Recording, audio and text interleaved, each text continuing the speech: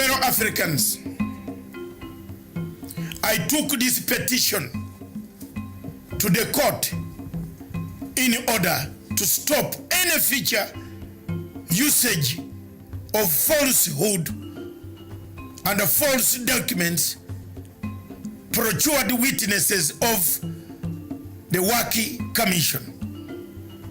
I took this petition to the court 4 years ago in order to make sure that the Chief Prosecutor of International Criminal Court does not use this evidence anytime in the future, whether tomorrow or 10 years to come, to refer to this evidence because the evidence was fake. It is with this dismay and with this courage that I took to go to court in Kenya to seek a judicial review and to redeem the credibility of both those accused and the victims of this catastrophe that occurred in Kenya, that I decided to seek to expunge this report from the reports and the statute books of Kenya. It is unfortunate that the three judges in Kenya, whom I will name now, Judge Kanyi Kimondo, Judge Aburil, and Judge Onyengo, all of them sat down and gave very silly, flimsy, prudish, sardonic ruling against our petition.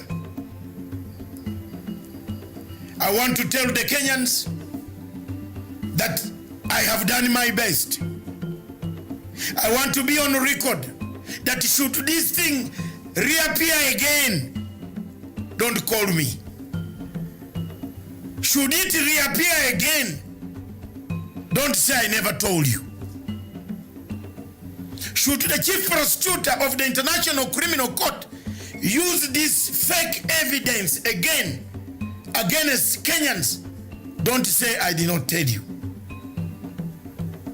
My role was to go and remove these obnoxious toxins from the books of the Republic of Kenya.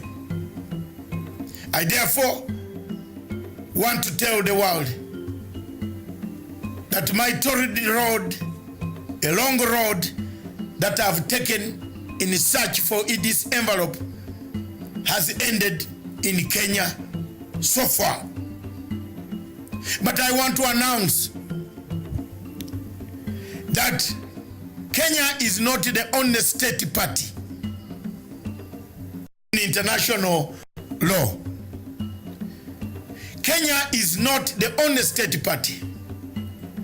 I will in the future, very soon, detail to you which other state party I'm going to seek this envelope to be expunged and to be made public to the people of the world. I want to thank you all. I want to tell you that a detailed document which is entitled My Long Road, Torrid Road to Work Envelope will be found on www.panafricanforumltd.com. You can read it, you can dissect, you can see the days, the long road, what I took, what I did, referenced, well documented, and may God help you that at one time somebody in Kenya will stand up to say thank you very much.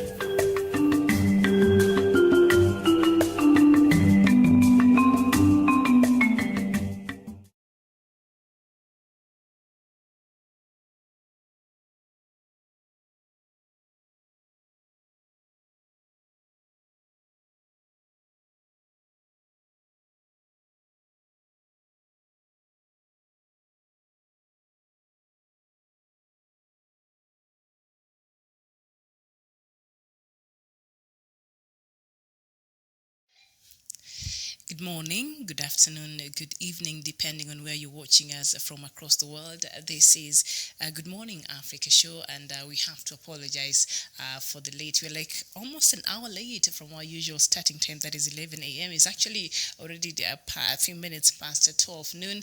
We had a bit of some technical difficulties that the production room was working on, but now we are here, and we have to talk about Africa. So we're just right on time. Thank you so much for joining us wherever you're watching us from. This is, of course, a Punchline Africa television, where our business here is to advance the cause of Africa. So usually we'll just start with the newspapers, the local dailies here. So I'll just take us through very, very quickly because we don't have much time. And then I want us to get into what is making headlines across Africa this morning and look at some of the news that we've been talking about over the week. And to my shock this morning, as I was watching the news earlier this morning, Robert Mugabe will be buried in his village. Remember, the family and the government had initially agreed that he will be buried after a month, after that mass service that happened in Harare, because the government wanted to build a befitting mausoleum for the founding father of that country. But that was not to be. So I will come with more details. And also we will look at Nigeria. I think I have a couple of, news from Nigeria.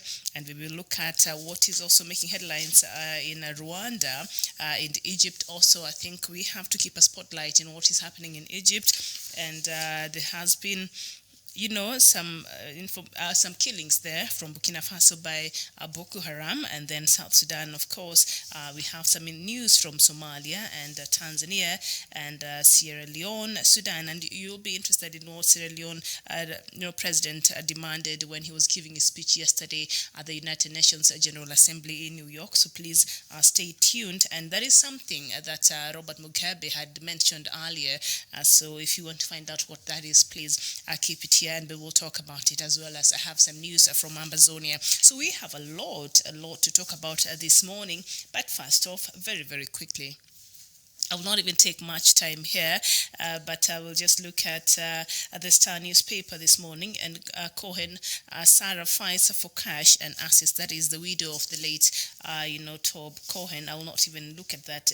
But something that caught my eye in the Star newspaper this morning is on page 4 and 5 of the Star newspaper, and it says Uhuru budget cuts over mounting foreign debts, and benchmarking and study tours seen as the new cash cow in government was suspended indefinitely in the new measures that Yatani said would be brutal and sustained, and the government has limited to a maximum of 4 a delegation of cabinet secretaries on a foreign trip. The CS, added. So the CS, we saw that is right now that this.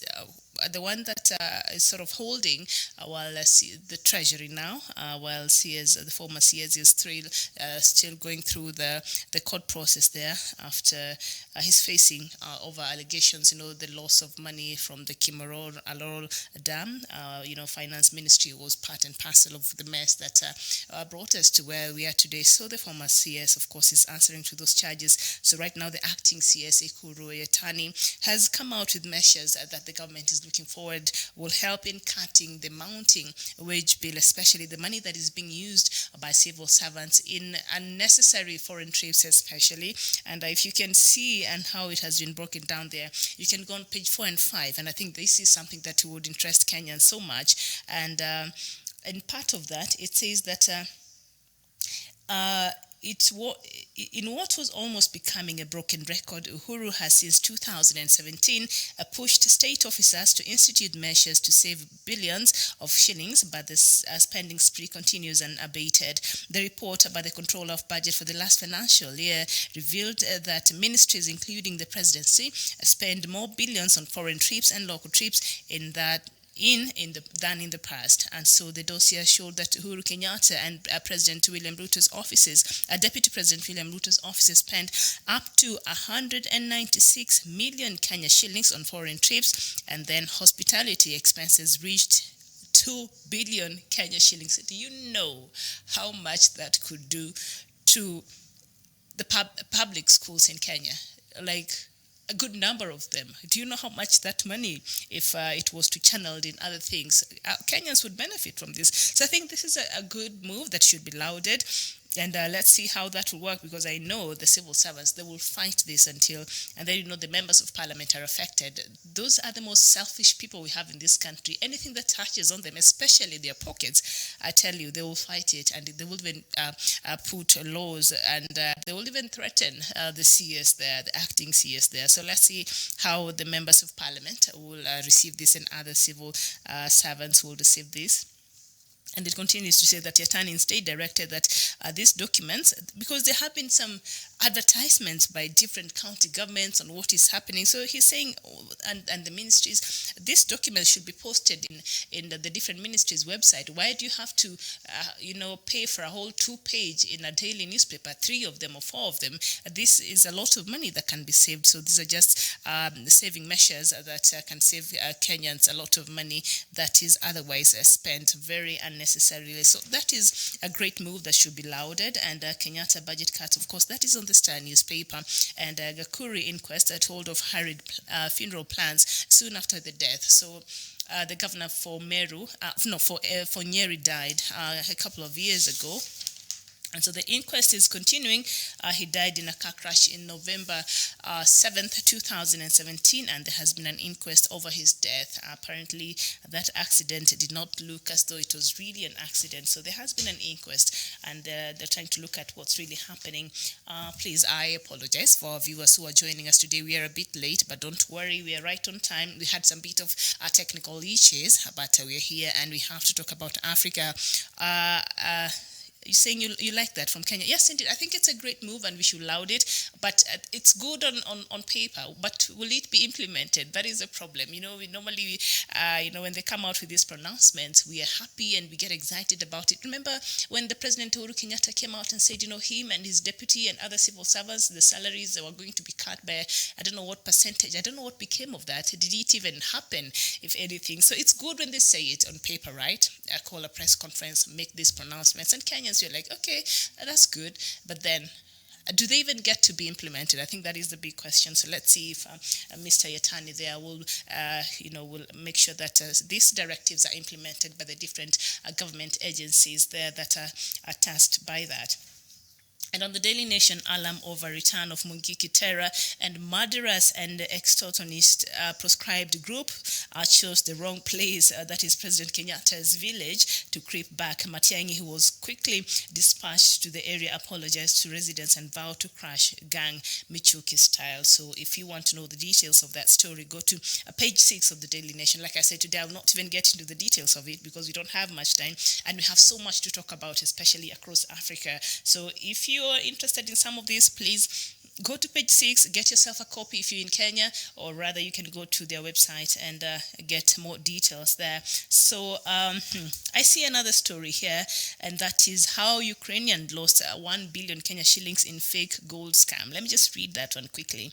And Ukrainian businessman Hennady Kovalenko thought he had hit El Dorado 3 years ago when he traveled to East Africa in pursuit of what promised to be a lucrative gold trading venture. He put together his savings, borrowed some more money, and traveled to Uganda to purchase what he believed was 350 kilos of gold from the Democratic Republic of Congo at a knockdown price of 945 million Kenya shillings. El Dorado turned into a nightmare. So seems interesting. I don't know why these foreigners don't really learn. There are serious conmen here who just live and thrive by conning people across the world. So if you're naive and you come here, look at how much money this guy has lost. But if you want to know more about that story, please go to page 4 and 5 of the daily newspaper. So that is just in a nutshell of what is happening there. And yes, the Standard newspaper queries over Huduma number as state says it already had data. Now listen, you remember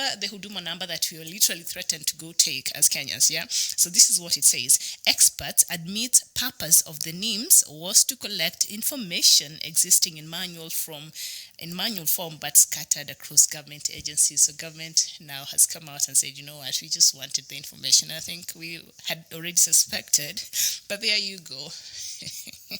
And of course, we still went through we still had the census happening last month. And so the government has all our data. So if you're wondering what became of Huduma number, there you go. There is your answer. The government has come out and said, you know what, it actually wanted information that only existed in manual form, and now it was needed in the digital form. So now, whatever you do out there, be very careful. The government has all your information, and on a touch of a button, they'll get you. And our quote, Punguza Mzigo hits a dead end with 20 days to go. Passage by 24 counties looks remote, with 38 counties assemblies yet to consider it. Very, very quickly, and that will be the last story I look at in Kenya. And then we can just go straight to what is making headlines across Africa.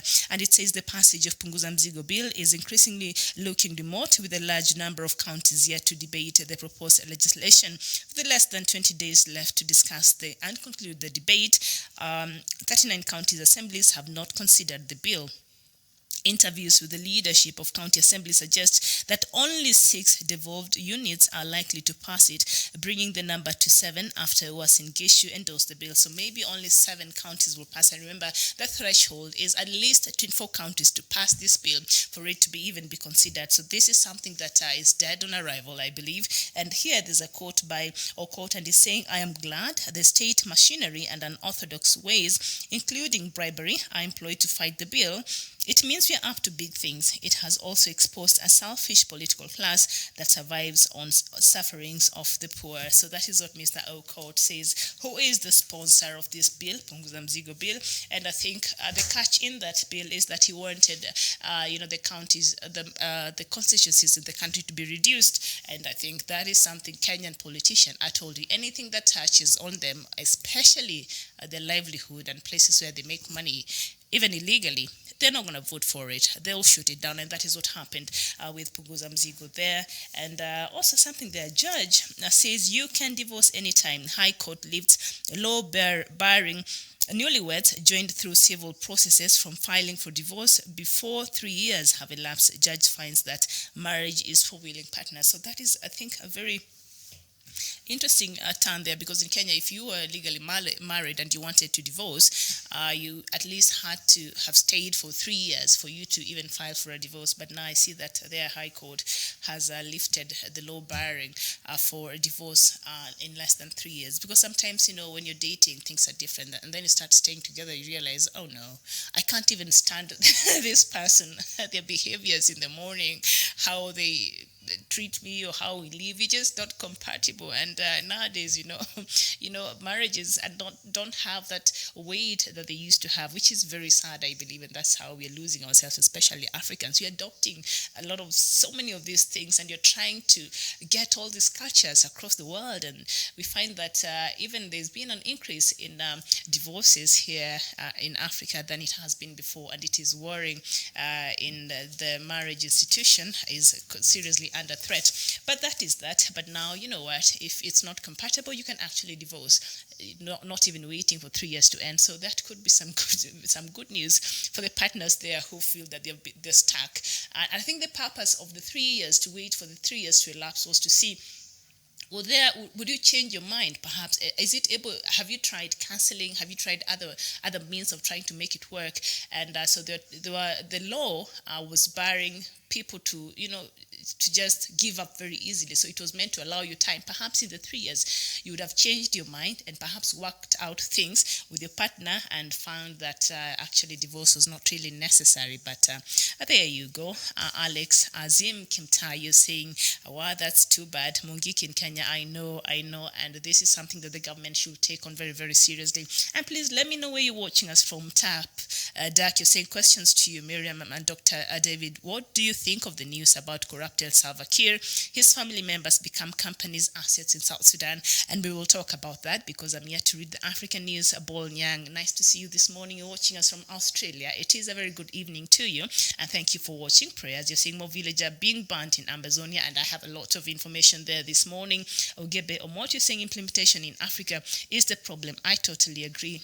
They come out, they make these wonderful pronouncements, and then going to implement these things that will benefit us as citizens. They don't do that. And yes, Kafui Praise is saying you're watching us live all the way from Kentucky, USA. I do not know what is happening there in the United States, but what I know this time, President Donald Trump has got himself into a lot of trouble. It seems he did not learn from, what almost brought him another problem with the actually got him to a lot of problems with Russia, and now it appears he was coercing now Ukraine to try to get some dirt that to use it against Joe Biden. But that is another conversation. Let's just talk about stick to Africa and just talk about what's happening there. So there are impeachment inquiries, and I was watching it yesterday. And who was giving the testimony? Is it the head of? I can't remember, but it was quite interesting yesterday in the afternoon. So thank you so much. Night, Michael Losawa. You're watching from Perth, Western Australia. So now I'd like us to, you pray that they impeach him. You think they will? The orange man has like 9 lives. You'll be surprised. The guy, they'll still elect him at the next elections. I did not expect that Donald Trump will ever be president of America, but he is. I'll not be surprised if he survives it. Of course, Nancy Pelosi went ahead 2 days ago to announce the starting of the process of the formal process of impeachment, but that is yet to come because Republicans, I think they're girding, that presidency with everything in them. So that is the challenge there, because the numbers that the Democrats have is not enough. They still need a few Republicans to vote with them for that to sail through. But, that is another conversation. Solomon Wangai, you're saying you're watching me from Kenya. Peter Agiemang, you're saying you're watching all the way from Ghana, Accra. And please, Peter, I'd like to hear from you. There's a news here I've been reading. I don't have it here today, but from Monday, apparently there are some individuals who have been trying to overthrow the government of Nana Addo there, and they were arrested. And if you see the weapons these guys were apparently planning to use to topple the government, it is such a joke, and Ghanaians have taken it to, especially social media, to just pour water on these claims by the Ghanaian government about the toppling, the coup apparently that was being planned by these individuals. They look like, in fact, their weapons are not even sophisticated in any way. And, they were charged. Today is Friday. The guys were charged, I think, on Wednesday. Apparently, whatever they were trying to do should have attracted, it was treasonous, right? So should have attracted the maximum, penalty, which is death. But apparently that was not preferred against them. So you wonder what is really going on. And you're saying it is a political scandal happening in Ghana. Yes, indeed. And I don't know what is it? What was the intention of the government? Was it alarming for them to come out and say these individuals were trying to fine whatever they were doing might have been might have contributed to some level of insecurity in the country, but toppling the government, was that too far-fetched? Was the government of Ghana? Did they give this too much weight that it deserved? These guys apparently wanted to topple the government. I looked at those weapons and I was like, okay, fine. But even Ghanaians, a lot of you were not, you poured water on it. So that is that. So Chinenye John Madubuike, you're saying, good morning, my sister. How are you today? Please, we need Biafra. We don't want to Nigeria anymore. Chinenye, thank you so much. And I think Biafra is inevitable. We've seen Nnamdi Kanu across the world. And the other day, you guys have not confirmed with me, there were plans to protest when President Buhari was in New York. There were plans by Biafrans to go protest there. I didn't see that happen, so I've been trying to look. I was even going through Kanu's Twitter handle this morning. There has not been a lot of information there, but the last I checked, I think he was in Japan over the weekend, and I think so far so good with the plans he had. But while Mr. Buhari was speaking on Tuesday, when he was giving his address in the 74th session of the United Nations General Assembly there in New York, he said that social media has become a serious threat and should be looked very, very carefully. Especially, he pointed out on Facebook and Twitter, and they said, you know what, this has become a great source of insecurity. And I think, because nowadays it's very difficult, as I was saying here yesterday, it is becoming very difficult, especially for the leaders across the world who are used to controlling everything that is going on in the country.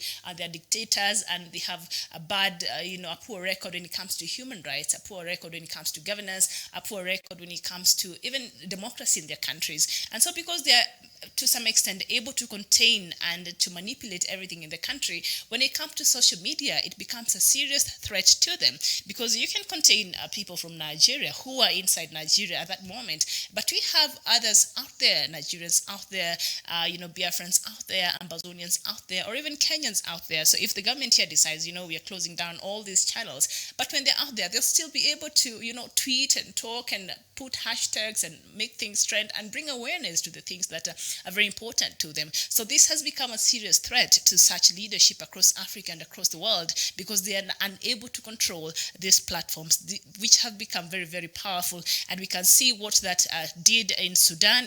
It is through social media that they were able to to assemble and create the hashtag and bring awareness, and they were able to have the protest, and also in Algeria and across other countries across the world. So social media has become a very, very powerful tool that is bringing sleepless nights to leaders like Muhammadu Buhari there. But right now, I'll just like us to go through quickly what is happening across Africa, and we start with Zimbabwe. And please, I'd like to know your thoughts on this. Please, let's talk about this. And in case you're wondering, let me just go ahead and read it. Zimbabwe's Robert Mugabe will be buried at his rural home over the weekend, ending a tug of war between the government and his family over his final resting place. And the police escort his body was taken to Zvimba district late on Thursday. It had been kept at his luxurious mansion in the capital, Harare, awaiting the completion of a grand mausoleum at the National War Heroes Shrine. But those plans had been abandoned, and the information minister has said government will respect his family's new position. The man who led Zimbabwe to independence in 1980 will be buried in a private ceremony in his village of Kutama in Zvimba, about 85 kilometers west of Harare, over the weekend. Now, of course, we know that Mr. Mugabe, who led the country for 37 years, and he was deposed in November 2017, and he died at the age of 95 in Singapore earlier this month. And of course, the Mugabe family said that the former president did not want those who played a role in his downfall to preside over his burial. Now, I want to hear your thoughts on this. First of all, I was shocked to learn here, I think earlier this week, that Mugabe's body was was in his house in Harare. It was never taken to the morgue. So Grace just had this body there, like every day, every night since they came back from Singapore. I don't know. I know Africans, we sort of embrace our people, even the dead ones. But that part, I just found it a bit of, just off, just a little bit. I don't know. The family could not trust that any morgue or any mortuary in Harare could take care of the body of their former leader, or there are not proper facilities that befitted holding the body until the burial preparations are complete. And remember, even leading to the service that we had, that the leaders went there, and of course President Kenyatta had a speech there. President Cyril Ramaphosa was booed there because it was coming in a wake of the xenophobic attacks that had happened in South Africa. So this was agreed, I think, the government and the family, and the government really had to sort of, beg the family to allow that Mugabe be buried in the Heroes' Corner, but it did not happen like that. So finally, I think they were able to convince the country, and so, okay, fine. Let me just take a call, I think, from Dr. Matanga, and then we can continue with this conversation. But just let me know your thoughts on this. I find it extremely out of order. I don't know, just weird. And so I'm joined by Dr. Matanga. Sorry about that. We'll come back to the rest of African news this morning. Dr. Matanga, good afternoon. Hello.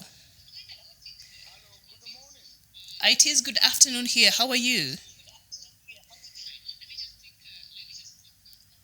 Hello. How are you? Thank you very much. Good morning in Europe. How are you? I'm fine, thank you. How is Europe after it's morning there? How is Europe this morning there? Fine. Thank you very much for the good work that you have done I wanted to come in to make a complimentary and to compliment the work that you've done, especially on the question of the news that has just come in about Somalia and the speech that the Somali president made after shaking hands with President Uhuru Kenyatta. Mm-hmm. Yes. So yes, I was just about to come to that, but maybe we can just talk about it now that you're here. So, what in the content of that? How first of all, do you think that speech was necessary, and how whatever the president said was that okay? First of all, the speech by President Famajo is the worst speeches. One of the worst speeches I've ever listened to in my 42 years of listening to United Nations, since I started listening to United Nations General Assembly. And I have listened because, of course, I'm 64, and 20 years I spent in different armed struggles and so on. But it is the worst speeches, one of the worst speeches that I have ever listened to. After talking to President Uhuru Kenyatta, this gentleman moves on again after shaking hands, after being brought back together and saying we shall resolve the conflict. The gentleman moves on to make such a bravado speech, telling people it is a war speech. There is no trust in this guy. This guy has double tongue. This guy has nothing else except to be removed from what he is. In fact, removing him from power will save Somalia from deteriorating into another state like Iraq or Afghanistan. Removing him from power, is that not extreme to that point? Yes, that's the only way to do, because he is a puppet. That is all. I'm not a diplomat. I'm an activist, and an activist who speaks for Africa, who speaks for the silent millions that cannot speak. You know, this is a president who is being helped by Uganda and Kenya. But when he meets the leaders of these countries, he tells them we shall solve the problem. Then very early in the morning, now he has turned out and said this problem will not be solved. It must be solved by ICJ. Coming to that point of ICJ, it now gives me what I've been telling people. The only way to do it and the only way to come on board, join me on this crusade. Join me to expose the problems of ICJ. Join me to expose the malcontents of fraud, corruption, money laundering, and bribery that took place, that forced in the sale of those oil blocks. I am on it, and I'm on it. I've filed applications. You must have read. I am on it. I'm not going to give up. I am going to expose the malaise that the Prime Minister of Somalia plus the President of Somalia brought on the people of Somalia to kill the good relationship that exists between Kenya and Somalia. These oil blocks were sold. These oil blocks were sold in advance. The Prime Minister of Somalia ate the money, and now he's covering up by taking us to the ICJ, International Court of Justice, which is also headed by another mafia man called Justice Farad Yusuf. This is not going to work, and Kenya should not tell the president lies that there is a meeting between Famijo and Uhuru and the matter is solved. This man is a double speaker. This guy does not stand by his truth. Famajo is a traitor for Africa, a traitor for Somali people, and therefore he must be dealt with international force. Yes. All right, Doctor. But if you can see after even the meeting and the shaking of hands by, President Uhuru Kenyatta and, Abdullahi Mohammed, the president of, Somalia, and of course that meeting was mediated by Egyptian President Mr. El Sisi. I think the Somali's president was still very clear that that did not change anything. Somalia will still continue with the ICJ. So why did the speech that he gave in during his moment in giving the speech at the United Nations General Assembly surprise you? Did you have Which different hasn't expectations? surprised me. Maybe it has surprised the Kenyan officials, foreign ministry officials. I'm not surprised. I am on my route. I am a soldier on my way. I will punch these guys out. I will punch that court. I will punch holes in the court. I will make sure that that court does not hear this hearing until we have the leveled ground.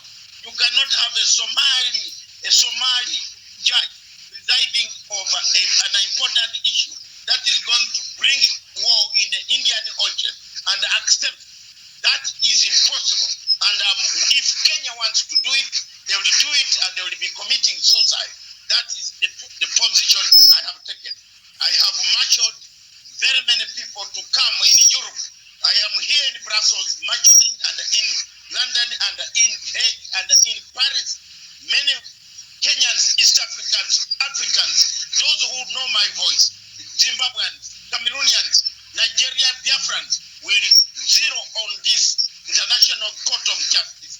And we shall demonstrate to tell the world, petition the world, that this court is opaque, obnoxious, and should not be allowed to conduct affairs of this world anymore like it was in 1945 and when the war ended. All right, but also in his speech yesterday, Mr. Mr. Mohamed Farmajo, the Somali's president, also said that he is confident that with the help of the African Union mission in Somalia, which is AMISOM, and other partners, his country will regain stability, which was in the interest of the region and the world. Is it interesting to you how piecemeal Mr. Farmajo chooses to appreciate African Union? He appreciates the efforts that the African Union has in terms of constituting the AMISOM to help his country rid of the scourge of Al-Shabaab, but also at the same token, he does not think that AU is capable of mediating these talks between Kenya and Somalia. So what is the doublespeak here from the Somali president? I've told you he has got two tongues because he's a man who has cheese, who eats cheese which is slippery. So he has two tongues. So Farmajo is not worth it. Farmajo, to me, maybe Uhuru can talk to him, but I don't want to talk to Farmajo as an international operator, a man who has studied this subject. I wouldn't like to speak if I were Kenyan government, or not like to speak to such a person, because he is representing the interests of oil companies. These oil companies sold the shares, they sold the oil blocks, even when they don't know whether oil is there or not. And this is a fraudulent act that they made, which they are trying to cover up. The Somali Prime Minister is trying to cover his trade so that we don't expose them. But we have found them out now. We have filed very serious complaint to the Serious Fraud Department of Britain to find out how these blocks were sold, who gave them the money, how was the money given, who was that received the money. We want to know. All these things must come out, and that is why we're here. We want to know why that money was given to those people. Maybe they used some of this money into terrorist activities that are killing the world. All right. Okay. Anything else you want to add before we continue? Oh, there is plenty to add. If you give me, I can go for an hour. Okay. But let me give you in some on the question of Zimbabwe. Yes. On the question of Zimbabwe, of the burial of my hero, President Mugabe, Grace is a maniac. That's all I can say. I was shocked in the morning waking up to know that now they've decided he'll be buried in the village. I was like, what is Grace doing? This woman is selling, is trying to benefit from a dead body. President Mugabe is a man of dignity. President Mugabe died a dignified man, but left a very dangerous Imelda Marcos of Africa. I have no good words. I'm sorry, and I'm sorry because she has now crossed the Rubicon. She has crossed the Rubicon that the respect that some of us had. When we went to Harare, I flew into Harare to say bye-bye to my uncle. But to come back, and then you put the body in the house, Then you call Malema, another zygote in Africa who goes on talking rubbish and planting rubbish. He better go back to school to study in order to talk to us Africans who have studied. So a man like Malema is useless in Africa. He doesn't know how to conduct his affairs. He is a populist who wants to generate African countries into chaos. We live in a global market. We live in a global village. We must talk the language that can bring the global communities together. Malema is popular in his village in Limpopo, but not popular to an academic like me, because what he talks are useless things, very useless. He went to Harare. They have now plotted with a woman called Grace, who has money in Equatorial Guinea. Grace has plenty of money in Equatorial Guinea that he wants to use, which Mugabe left there. He wants to use to topple the government of Idi Mnangagwa. If you didn't know, you better know now. And that those are the things that we are tackling as Africans. I know everything, every intelligence flowing into Zimbabwe is in my hands. There is nobody who can beat me on that. I know what is happening. Mugabe himself taught me how to gather intelligence about Zimbabwe in the world. Therefore, I know. So Grace is trying to topple the government of Emerson Mnangagwa, plus a few elements within the system of Zimbabwe that have compromised Emerson Mnangagwa's leadership. And I will name them next week on Tuesday on my program. All right, Dr. David Matanga there joining us from Brussels in Belgium. Thank you so much, Doctor. It was nice speaking to you today. Before I finish, I want to thank you very much for holding the fort. I want to thank the people of Kenya. I want to tell the people of Kenya to wake up, stand up. You have seen how Farimajo and Marimajo, or whatever name you call it, you have seen how he talks, how he's telling President Uhuru Kenyatta that we have shaken hands, and then he turns around to make the same hands break down. There you are now, people. There is up to you to make a decision. Stand up, support me, support us in East Africa to maintain the peace and the tranquility that we see in East Africa. Let's have that peace. And the last word for the legacy of President Uhuru Kenyatta has talked about unity of purpose. The unity of purpose, which is very paramount, must always, and we should always remain the vanguard of Africa. Let's have Africa rising and shining again instead of retrogressing and going down because of petty differences, because of political positions that people are fighting for instead of uniting a nation. I see some problems coming back. I see in your newspaper analysis, you talked about Mongiki. I see all these fabrications of stories. These stories are being recorded. Tomorrow, we don't want to waste much time running into these territories to defend the people. I want to thank you very much for holding the base. Continue doing so, and God bless you. Over to you in Nairobi. Thank you very much. That was Dr. Matanga there, all the way from Brussels in Belgium. He's there for some official duty, and so thank you so much. He's just giving us the latest on the Kenya-Somali maritime war. And of course, 2 days ago, President Uhuru Kenyatta of Kenya and President Ahmed Mohamed, they shook hands with the two presidents shook hands there in the sides of United Nations General Assembly there in New York, but even at that point, I think Somalia's president was still very clear that Somalia will still go the ICJ route. So there you were. So that is that. So now let's just continue with what we were talking about here, and we're just looking at the news making headlines across Africa. And we started with the news from Zimbabwe, where now it has now emerged. I was shocked when having breakfast this morning. I was watching Al Jazeera. Normally I watch Al Jazeera or CNN in the morning before I come to work, but Al Jazeera mostly because it has a comprehensive, news, especially about Africa.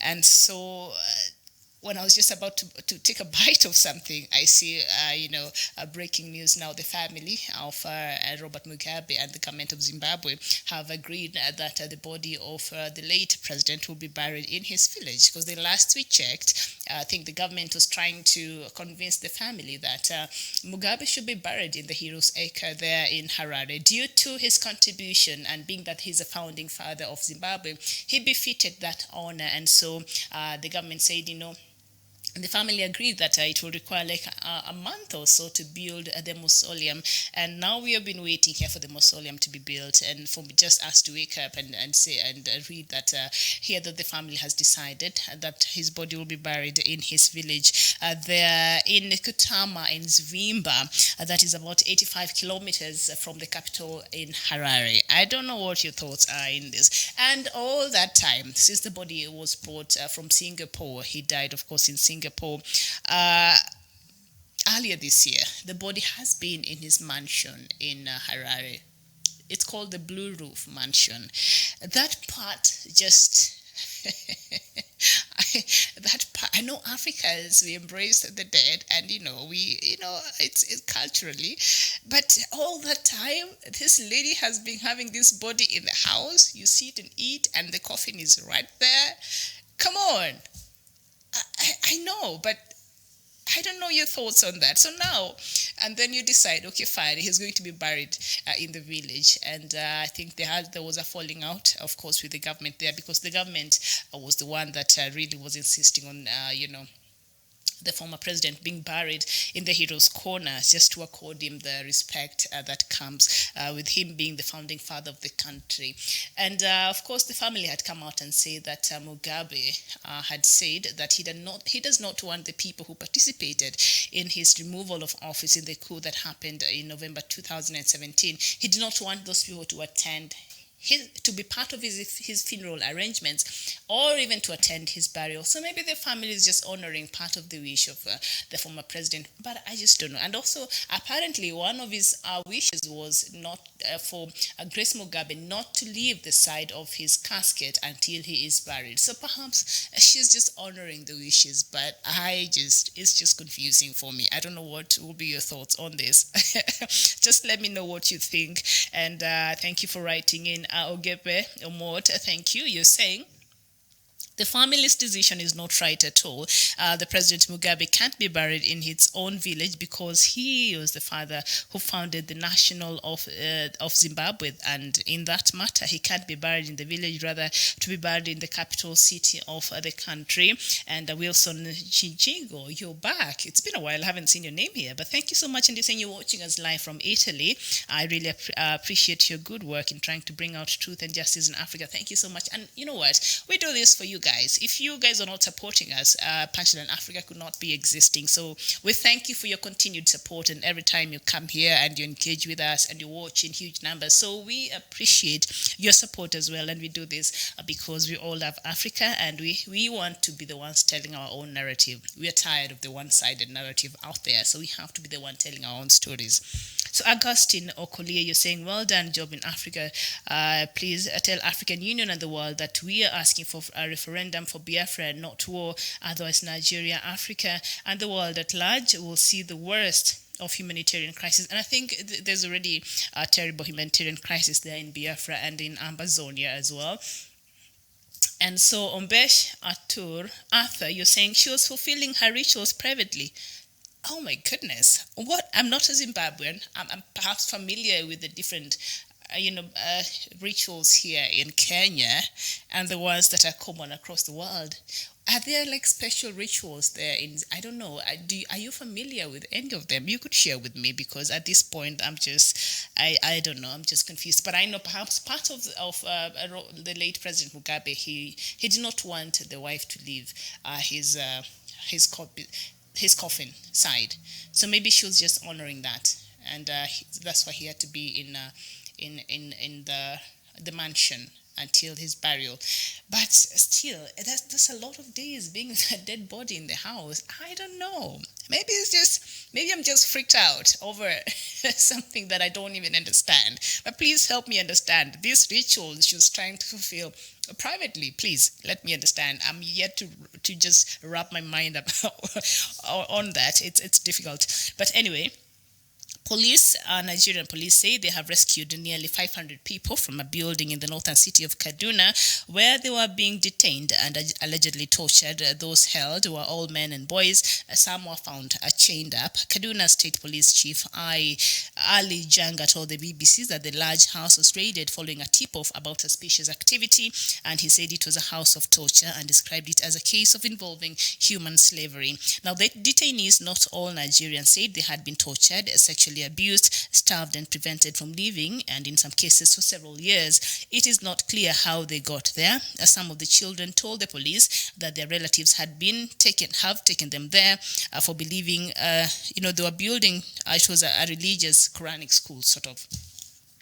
And still in Nigeria, and a British court has allowed the Nigerian government to appeal against a ruling that would have allowed a foreign country to seize assets worth 20% of the country's foreign reserves. This decision gives the Nigerian authority some breathing space to find a way out of what has been described as one of the world's biggest lawsuits. Last month, a court in London granted the Farm Process and Industrial Development the right to claim Nigerian assets worth more than $9 billion. Africa's largest economy will have to pay $200 million within the next 2 months to ensure that no assets of the government have been seized. And if you know the backstory of this story, please share with us this morning. And still in Nigeria, and the Nigerian political activist facing charges including insulting President Muhammadu Buhari, money laundering and treason has remained in detention 2 days after a court ordered his immediate release. Onyele Sowore is the publisher of the US-based news site Sahara Reporters and ran for presidency in February elections. He was arrested in early August after planning nationwide anti-government protest under the slogan Revolution Now. One of Mr. Sowore's lawyers told the BBC that they have already met the conditions set by the court for his release, including depositing his passport with the authorities.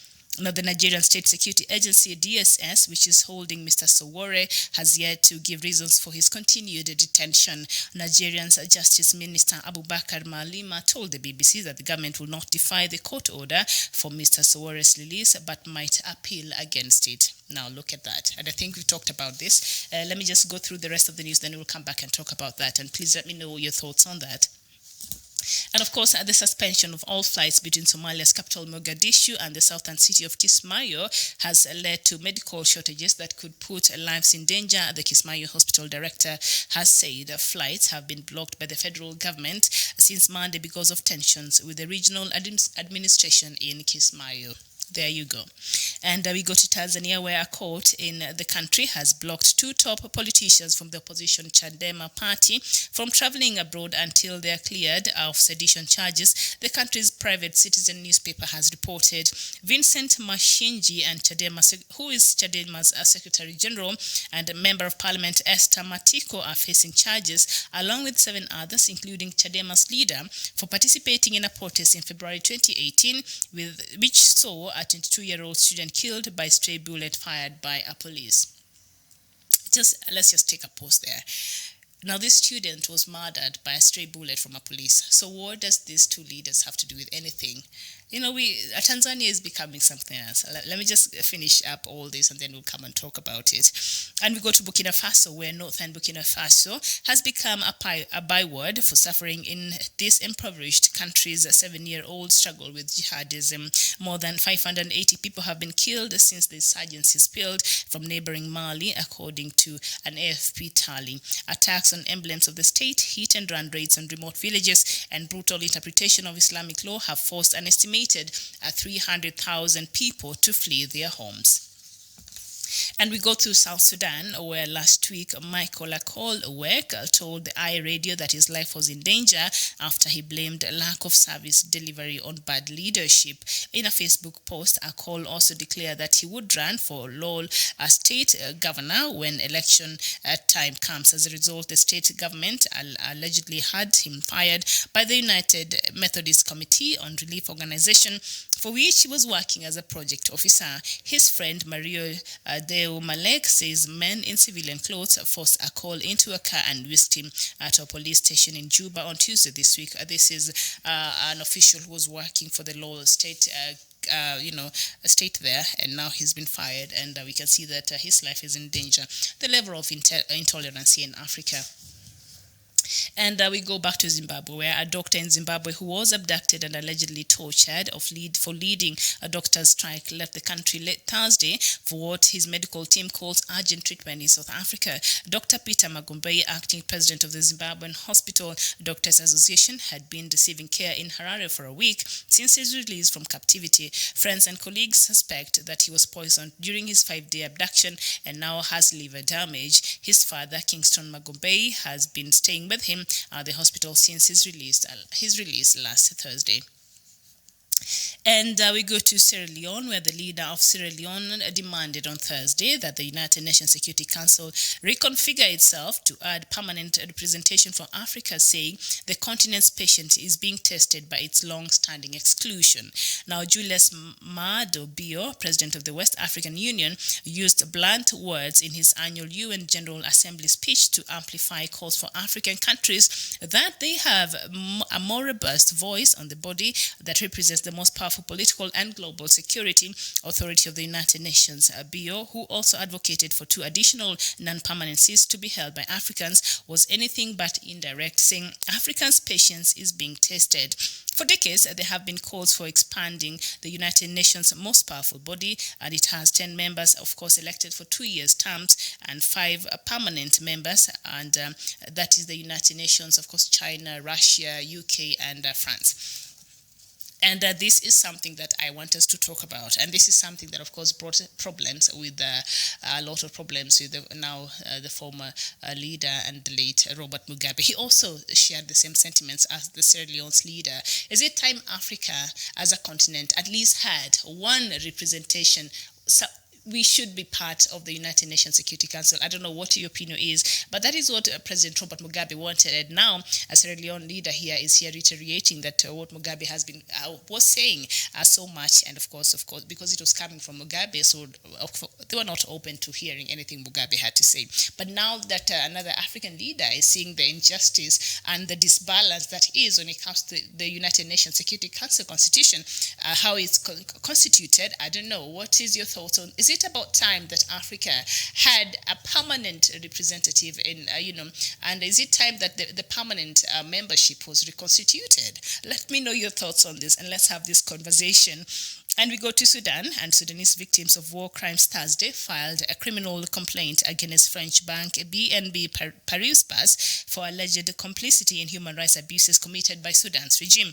BNP Paribas has been targeted before over its dealings with Sudan, and in 2015, a U.S. judge sentenced the bank to 5 years of probation and fined it nearly $9 billion after it pleaded guilty to violating United States sanctions against not only Sudan but also Iran and Cuba. Now, this case is different. Rights activists say it is the first effort to hold the bank criminally responsible for alleged complicity in crimes against humanity, genocide and torture in Sudan between 2002 and 2008. It says PNB was essentially acting as the de facto central bank for the regime of former President Omar al-Bashir during that period by allowing it to access to financial markets. Okay, there we go. And we end with Ambazonia, where 8 commissions have been created to examine all the issues that will be tabled at the major national dialogue, which holds from September 30th to October 4th, 2019 at the Yaoundé Conference Center. Now, the information was disclosed yesterday by the spokesperson of the major national dialogue, Dr. George Ewane, and the 8 commissions include bilingualism. Now listen, Ambazonians out there, if you're watching, this is what will happen. So there will be 8 commissions. Remember, the President Paul Biya came out like over 2 weeks ago and said, you know what, it is time that Cameroon had a national dialogue and engaged with the Anglophones, right, in aims of finding lasting peace and a solution to the problem that has existed between these two sections of Cameroon, the Francophone part and the Anglophone, all right? So we're together until they're good. So now, of course, the Anglophones have been wanting to secede, and that has been that is all what you want. And Biafrans also, the same thing, all right? So that, I think, as an Ambazonian or a person coming from the Anglophone region of Cameroon, you would think that would be the first thing that the government, that would appear as an agenda, in these talks, because I believe that is all what you guys want, right? But shock on you, because the government has constituted 8 commissions, and in these 8 commissions, there are 8 things that they think is causing problems in Cameroon, and this is what they want to solve. And I'll read for you. So it's 8 commissions, and because they want to deal, each commission is tasked with dealing with a specific problem, in an aim of solving the problem and that has existed between the Anglophone and the Paul Biya-led government there in the Francophone region. And one of them is bilingualism. So there will be a commission that will deal with that. Another one is cultural diversity. Another one is social cohesion. Another one is the educational system. Another one is the justice system. Another one is the reconstruction and development. Another one is decentralization and local development. And then another one is a disarmament. Another one is demobilization and reintegration, and the Commission on the Diaspora. Are we together until there? So all your agitation, anything that you've been fighting for all these years, all the injustices you feel that Paul Biya's government has been meting on you, and all you pressing problems that you would have wanted the government to include as, until yesterday I was wondering, okay, fine, now the government of Paul Biya has, called for this national dialogue and have reached out to the Anglophone, but what did they want to talk about? Because until yesterday it was very ambiguous, the government was not very clear. So now you see what has been going on in Paul Biya's mind and his government. So all you Ambazonians who have been thinking that secession was going to be part of this national dialogue, out and gone. It's not even been considered. In case, instead of it, now what this team or this commission will be looking at is social cohesion. So you guys, you're planning to leave? No. You are going to find a way to be integrated back to the larger Cameroon. And then there will be cultural diversity and, of course, and social cohesion. And then bilingualism. So I don't know if now it will be allowed that both French and English, or now you guys should be open and willing to be accepting of French to be taught in your schools, and also to, when the court process is there, to be, heard by the use of French as the main language. Or I don't know, that's bilingualism. I don't know in what aspect is the government trying to address that. And also the educational system. And as I've been saying here, it's nearly 4 years now, and the children from the Anglophone region have not been able to attend school.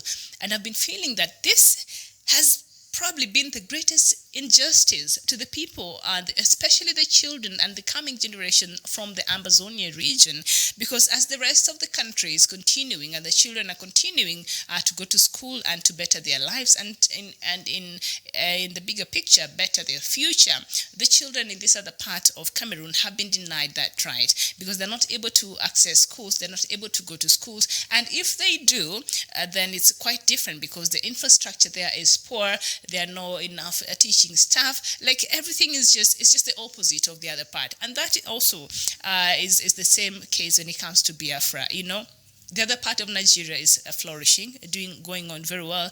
But the other part, if you went to Biafra land, the interiors of it, you will think that you are in a completely different country, because the disparity is very loud. So now the government of Cameroon here has said that there are 8 major key points that these talks will constitute, and of course I've mentioned the bilingualism, which has been a problem, and cultural diversity and social cohesion, and now the education system, which of course in Anglophone is nearly dead. No kids are going to school there, which is very sad if you ask me, and the justice system, which has been running. Now the government of Paul Biya was insisting has to go through. If you all the sessions must happen by the use of French, which the Anglophones have come out and said no, we cannot do that, and the Anglophone lawyers have said no, we cannot do that, and the court system there. So let's talk about the court system, and I don't know. Key points under court system, because what we know until now is that people from the Anglophone region you're just arrested because you're an Anglophone and you're agitating for your rights in Anglophone, and you're put in jail without even trial for years, months on ends, and nobody cares. So with them talking about the justice system, is that some of the things that Paul Biya's government will be wanting to look at? I don't know. You talk to me and let me understand, if at all you understand all these points that the government is seeking to look at, and also reconstruction and development. And I think this has been a major issue, of course, in Anglophone region, because the place is by far has not even caught up with the rest of Cameroon, and so reconstruction and development being one of the key points here that President Biya wants the Commission to look at. In what aspect? Does he want now to come and rebuild the Ambazonia part? But Ambazonians have said, no, us what we want is to be allowed to have our own country. Then we can go about the business of rebuilding and reconstructing our own country. And so also another point is a decentralization and local government. Just yesterday here, the Prime Minister, Ngute, if I'm not wrong, Joseph Ngute, came out and said, you know what, decentralization, because some journalists from the Anglophone region were suggesting, and they said,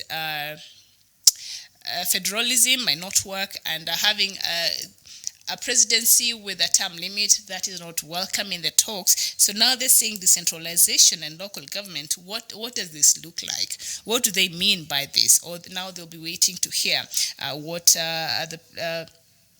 the commission members will have to say about this. And then disarmament, of course, that is in the side of the Ambazonians, who are forced to take up arms to protect themselves, from being killed and being maimed, and they had to do that. So now the government is coming to get your arms. So be prepared. So disarmament is part of this conversation, and also mobilization and reintegration.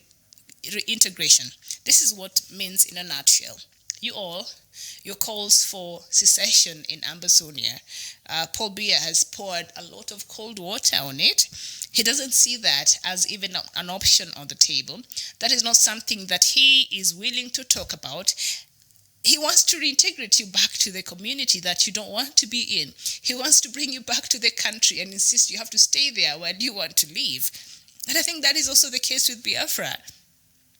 Is insisting that you guys, this is what I'm gathering from these 8 points, of bringing the Ambazonians back and for stopping these calls for secession. So you can see that. I don't know if you feel that these points by, these commissions, these 8 commissions, which of course, each commission will constitute 50 members representing the parliament, opinion leaders, intellectuals, businessmen, traditional and religious authorities, members of the diaspora, forces of law and order, armed groups, and victims of the crisis. Now, by saying armed groups, who will be willing to take themselves to Yaoundé? Because chances of you coming back to Anglophone, those ones who, because there are others who say they will participate, but through a phone call. They will not be there physically, but now here I see all of these people will be constituted in the 8 commissions that have been formed. So as it is now, the issue of secession has not been addressed, has not been brought up, is not part of the agenda. So while you go into this national dialogue, all Ambazonians out there, let me know if What are your thoughts of this? I mean, has this been able to address what you want? Because I know what you want is secession. Yeah. So has this been able to address that? And in this point, I don't see anywhere that has given prominence to your most pressing issues here. All I see is a government that is quite consistent by its behavior and how it has been, and it's not changing anything. So I don't know. And also, I was just hoping in these points they'll say maybe disarmament and release of the political prisoners that Yaoundé is holding in their jails, that the leaders of Ambazonia. I was hoping this could have been part of it, at least for a start, because that has. I've been calling for this, because you cannot say you want to speak to me and you've jailed my family illegally, and you expect me to come to the table very free-hearted and free-minded and expect to engage with me in a manner that I will understand you. I don't think that will happen. And so the president, Paul Biya, has failed to release the Ambazonia leaders. And now we see the points that he's putting in place that he wants addressed. Bilingualism, cultural diversity, and social cohesion. The educational system, so maybe French will come back fully fledged, the justice system, the reconstruction and development, decentralization and local development, disarmament, demobilization, and reintegration. So you guys are not going anywhere, according to Paul Biya. He's decided you're his for the keeps. And your calls for secession, that is something that has been falling in deaf ears. And we see by him forming these 8 commissions and the agenda, one of the most pressing agendas you would have thought he would have wanted to, at least for people to engage freely, which is the matter of secession that Ambazonians have been calling for, has not even been mentioned, has not even been talked about. So I don't know, what are your thoughts this afternoon? Please let me know there. So anyway, and we talked about Sierra Leone's leader calls. Yesterday he did not even make calls, but he demanded that the United Nations Security Council reconfigure itself to add permanent representation for Africa, saying the continent's patience is being tested by its long-standing exclusion. And this is what Mugabe had. I wish you could go and watch Mugabe's speech when he was handing over the reins, as he was the AU chairperson, and he was handing over, I think, to the Chad president. And in his speech, he he was very open and very candid. He did not mince his words as usual, and he was addressing the UN Secretary General then. Not the one we have now, before this one. And so he was saying, please go to the UN and tell them, Africans, we want to be equal players. If you don't consider us equals, like right now, everybody is going to the United Nations, and if you've been looking at the photos that have been coming from the United Nations General Assembly that has been taking place in New York, when it comes to the time where it is an African leader is the one who's giving a speech, because I think all member states are given an opportunity, and you can see at 15 minutes you're allowed some time to just come and give a speech as a member. You can see nearly the whole house is empty. But when it's one of the leaders from the other side of the world, the house is full. So you can see, and this sort of disparities when it comes to the treatment, especially, and when some when you see the speeches by the African leaders, majority of the Europeans are not even present. So it's just the other African leaders from other states who are there to support their fellow.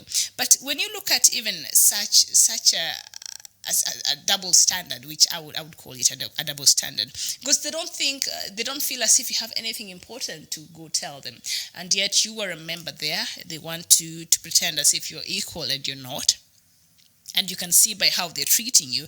And so, I don't know, do you think that the Sierra Leone president, Mr. Julius Maada Bio, had a point when he's saying that Africa's patience is being tested, and it is time that the United Nations Security Council reconfigure itself to add a permanent representation of Africa, all these 54 states?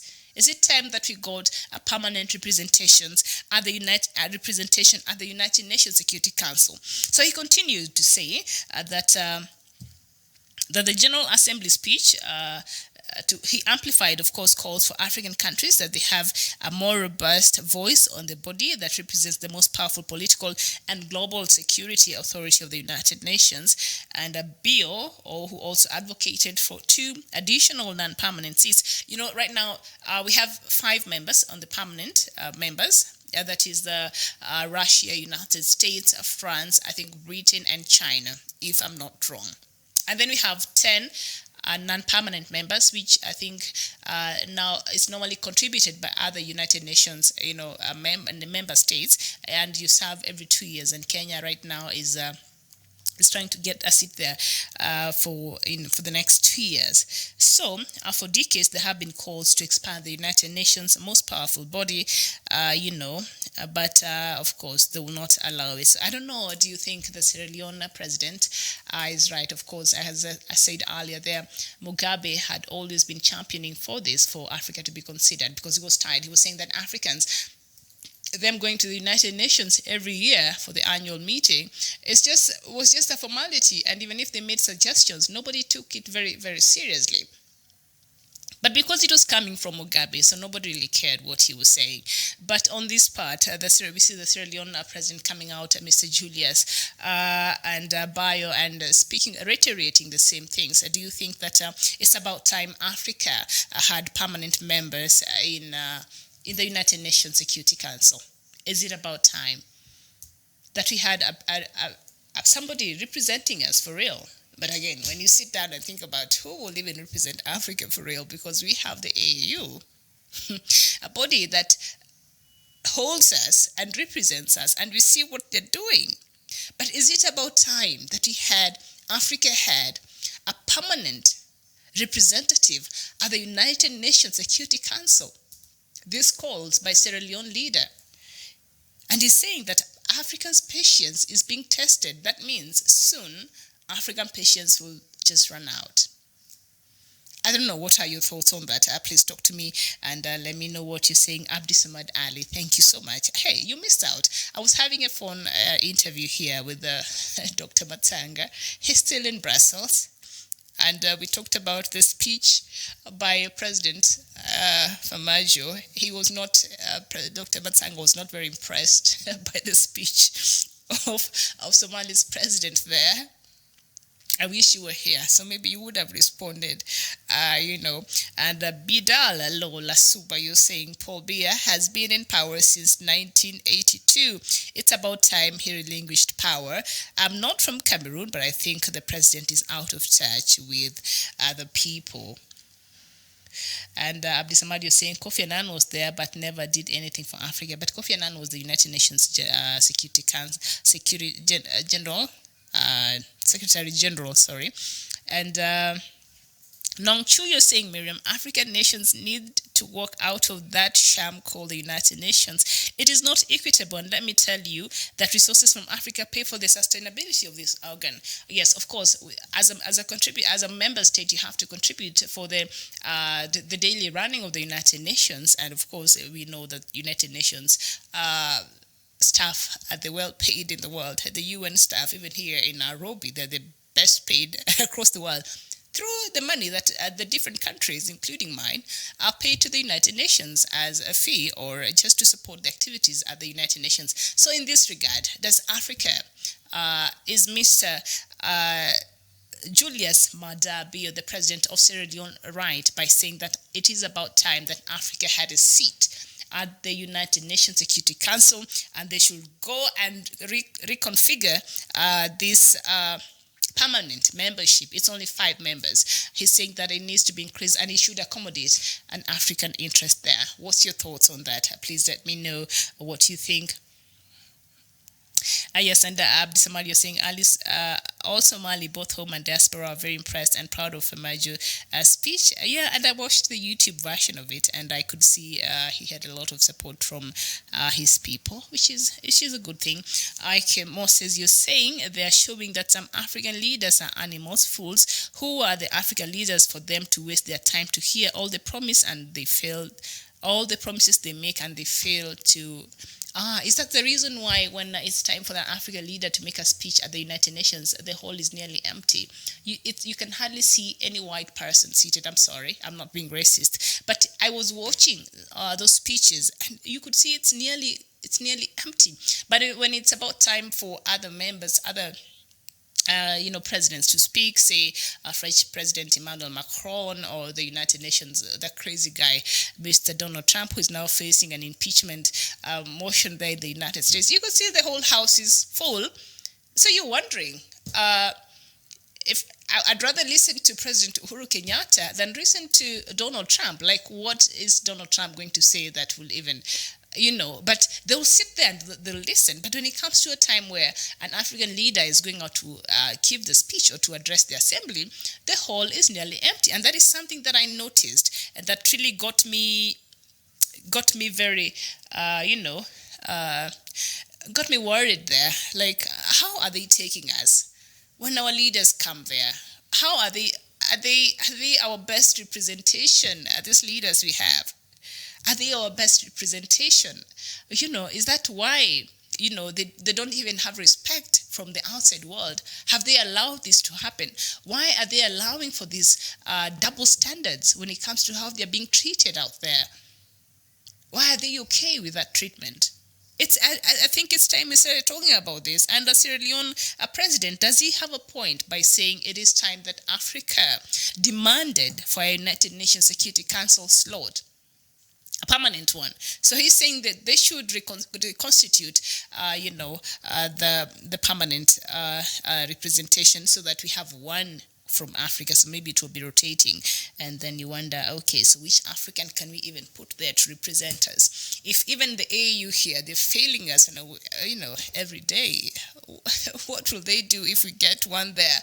Will it be the solution? Will it bring solutions?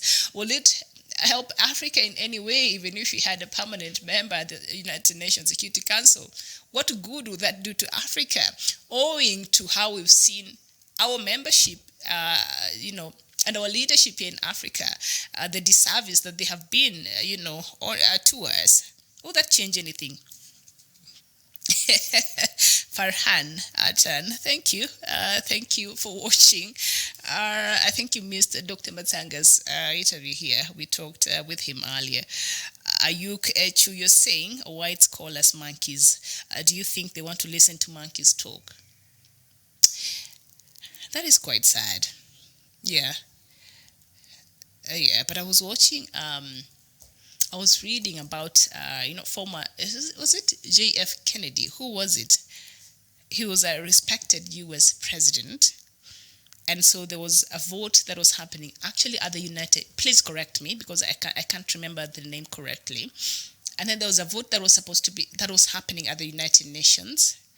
And he was hoping that African countries who are there were going to support that motion, but they did not. That was supported by the United States, but African leaders, they did not. And he particularly said that the South African delegation broke out in a dance like monkeys or something, and he referred to us as monkeys. So yeah, I understand where that is coming from, but maybe we set ourselves up to be disrespected like this. Our leadership does. But it's not okay. I don't think it's okay at all.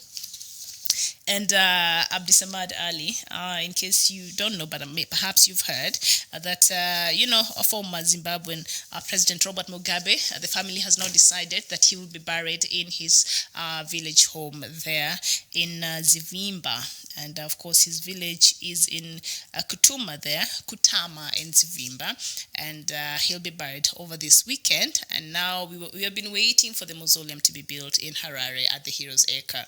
That is not happening, so I don't know what else. I mean, these are I don't know. Grace Mugabe, she was accused so much of messing up President Mugabe's, what do you call it, legacy, And when she was married to this guy, she rubbished everything and all the achievements that Mugabe has. It is said that after they got married, that is when Mugabe's, even his way of leadership changed. Unlike when Mugabe was married to his first wife, right? Because she was just different. She was much smarter. She was much exposed. Like she was different. From the conversations I've heard. But after Mugabe married Grace, like he completely changed even as a person. So it is said that she had so much influence on him, and it was not very good for him as a president and for the country. So now you see the problem that has been happening. So this could play into these allegations that have been running all through the years. Look at her now. What was so difficult then for her to stand with the same thing from the word go? Say Mugabe did not want to be buried at the Heroes' Corner. He wanted to be buried to the village, and make it very clear from the start. For her agreeing, of course, perhaps maybe she was coerced by the government to agree, and then make the country make plans for a whole month building the mausoleum. I don't know if it had started being built yet. And now 2 weeks later, she makes a turnaround. The guy will be buried where? In his village. It's just confusing. And Abdi Samad Ali said that's why Mugabe said women are like hurricanes. They come and they take it all. Oh, come on. They take it all. Oh, they mess things up. I think it depends on which woman you married. And Nong Chung, you say, I know that most things Africa are not taken seriously. We are like beggars. If we stay away from these speeches, apart from our honest leaders, okay, everyone should walk out of the speech of Paul Biya for it is meaningless after countries behave like women who are a majority but never united. African countries behave like women. You know, I'm a woman, right? And I'm going to take offense on this, but I understand where this is coming from. So you're saying, because a lot of times women, we complain so much. I see it even here. We complain so much about bad leadership, and sometimes we believe, okay, maybe if you elect a woman, things will change. But when it comes to voting, we don't vote for our fellow women. Is that what you're saying? Yes, I've heard that. It's the same problem we have here.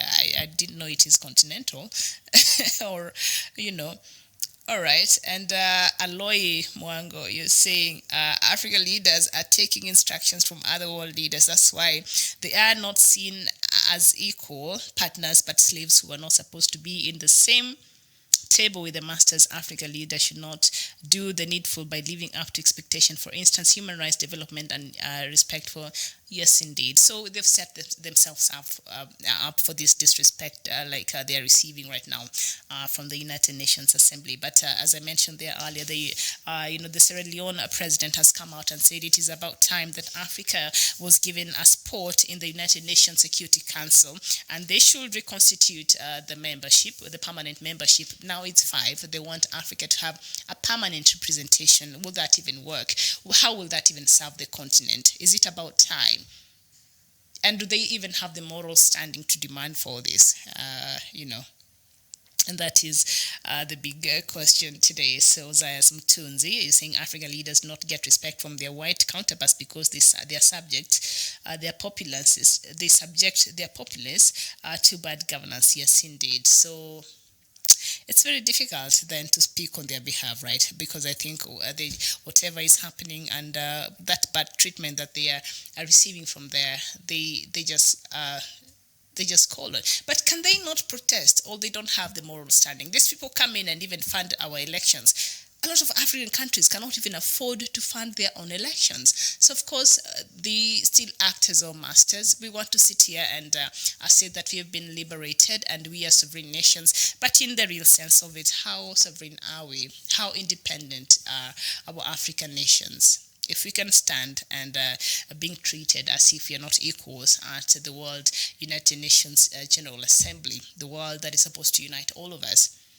what justification is there for us? But as a lot of our viewers here, you've said, you know what? Because they see how African leaders behave, and they see, of course, the magnitude of corruption, and they see the records of human rights abuses and bad governance. So when they come, really, there's nothing you're going to tell them that they want to hear, because you don't even do right by your own peoples. How are you going to come here and lecture us and expect us to sit there and listen to you? But they sit there and listen to Trump. Don't they? They sit there and listen to this person who is nothing but a joke. They do that. So why do they do that? Or because it's in the United States and he has to make the opening speech and blah blah blah. But they do. They would protest against him. But they don't. So I think it's just an overall disrespect that they have. And I don't think they've ever accepted us as a continent to be on the same level of equality with them. They still look at us as if these are still our subjects. And I don't know why our leaders take it. This is beginning to get under my nerves. I think it's about time I just I just leave here. And home Bismarck Bura, thank you. You're saying home queens influence decisions of men by nature. Was it not Eve who persuaded Adam to eat the apple and not? In most cases, it is so, which is very sad. That's what I'm saying. It depends. It depends on which woman you choose to marry. Men out there. So if you choose a hurricane, which will come and sweep everything, that's on you. If you choose a good woman who will help you build from ground zero going up, that's also upon you. So don't blame us. You're the one who chooses whichever you want. All right. All right, thank you. I'll just read the last comments here. Abdi Somadi, you're saying it is embarrassing for a Somali person to marry a Mzungu, but in many African cultures, it is considered something good. Oh, I did not know that about the Somali culture. Really? Yeah, that is why I've actually never seen. But I've always thought it's a cultural thing, but I didn't know that part on the Somali culture. So according to Somali culture, it's actually embarrassing to be married to a Mzungu, to a white person. I didn't know that. Oh, I didn't know that. Okay, thank you for that information. But in other African cultures, you see our young girls here being married to very old white men. And they think that you have arrived in some, you have achieved something in life. Ayuk H, you're saying in all those African leaders, what some kind of respect from the world, they should start building their countries and the continent of Africa. And Adi Samad, you're saying that's why Gaddafi was killed, because he wanted to create an African currency. Yes, indeed. And I think now that this Sierra Leone leader has made these pronouncements, I think it's about time. You'll see. I don't know how that will be received. Mugabe said this, and he used to say this, but because it was coming from him, they did not care much. And of course, other African leaders did not rally behind him and even echo his sentiments. So now that a different leader in Africa has brought this up, will this wake up something in our leaders? Will this give them something to think about and challenge even how they are viewed across the world? And why is the world leadership looking at them like that? Yeah. Why are they not demanding for their respect? Or maybe because they don't have their own respect back at home. They've messed up things back at home and the manner in which they lead in the different countries. But still, I think it's not right. So I want to thank you so much, our viewers today. Earlier on, I had a conversation via a phone call with Dr. Matanga, who is still in Brussels, in Belgium there. And of course, he talked about a lot of things and the latest on the Somali-Kenya maritime row, which Abdi Samad, you're not on time for it, but you can replay back the show and let me know your thoughts. But thank you so much, and I hope we can meet here on Sunday for another edition of Africa Showdown. And let's know. I'll bring you the latest. I'll tell you if Mugabe was buried on Saturday or not. But still, I'm just trying to wrap myself around the fact that he has been in his house. The body has been in his mansion since he was brought up from Singapore. The guy has been lying in his house. And the woman is just, I don't know if she was just going to bed and having a good night and then come back in the morning, look at the coffin and go have breakfast. I don't know. It's just so spooky.